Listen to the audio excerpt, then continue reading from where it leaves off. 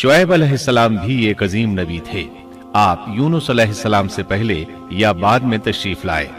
मुफस्सिरीन और मुअर्रिखीन के अक़वाल इस बारे में मुख्तलिफ हैं। आप अरबियुन नस्ल हैं और मदियन बिन मदियान बिन इब्राहीम अलैहिस्सलाम की तरफ मंसूब हैं।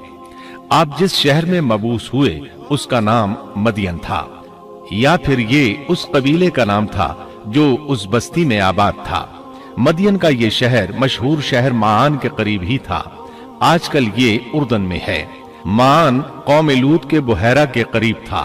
बुहैरा की हकीकत ये है कि जब अल्लाह ताला ने जिब्रील अलैहिस्सलाम को हुक्म दिया कि लूत अलैहिस्सलाम की कौम पर तबाही नाजिल करें, इस बस्ती को ऊपर उठाकर औंधा गिरा दें, उन्होंने इस बस्ती को तहोबाला कर दिया, तहस नहस कर दिया, तो इस बस्ती को बुहैरा कहा जाने लगा, यानी लूत अलैहिस्सलाम की बस्ती के खंडरात। ये बुहैरा बाहरे मुर्दार के करीब ही वाक़े है। सैयदना शुएब अलैहिस्सलाम की कौम एक काफिर और ताजिर कौम थी। बुतों की पूजा करती थी और डाके डालती थी।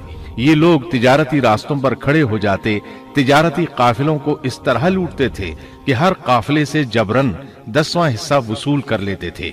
खुद भी मिलावट, हेराफेरी और धोखाबाजी के माहिर थे। मिलावट तो गोया उनकी घुट्टी में पड़ी थी। तमाम अंबियाए किराम अलैहिमुस्सलाम की जिम्मेदारी होती है कि लोगों को खालिस अल्लाह की इबादत की तरफ बुलाएं, दुरुस्त आमाल और सही अकायद की तरफ उनकी रहनुमाई करें। इसके साथ ये भी उनकी जिम्मेदारी होती है कि अहम मुआशरती, इक्तिसादी और सियासी उमूर की भी रहनुमाई करें। हकीकत यह है कि तमाम अंबियाए किराम का तरीका यही था कि जहां कहीं कौम में कोई टेढ़ापन देखते उसकी इस्लाह फरमाने की कोशिश करते। इबादत और अकीदे की इस्लाह करने के साथ साथ दूसरी खराबियों का भी सामना करते जो उस कौम में पाई जाती थी। आहले मदियन में मिलावट का रुझान सबसे बढ़कर था। माप तोल में कमी करते थे। इसके साथ इस कौम में दरख्तों की इबादत करने का रुझान भी पाया जाता था। वो दरख्तों के पुजारी थे। इसीलिए अल्लाह ताला ने सूरतुल हिज्र आयत 78 में फरमाया है, और बेशक ऐका वाले भी बड़े जालिम थे।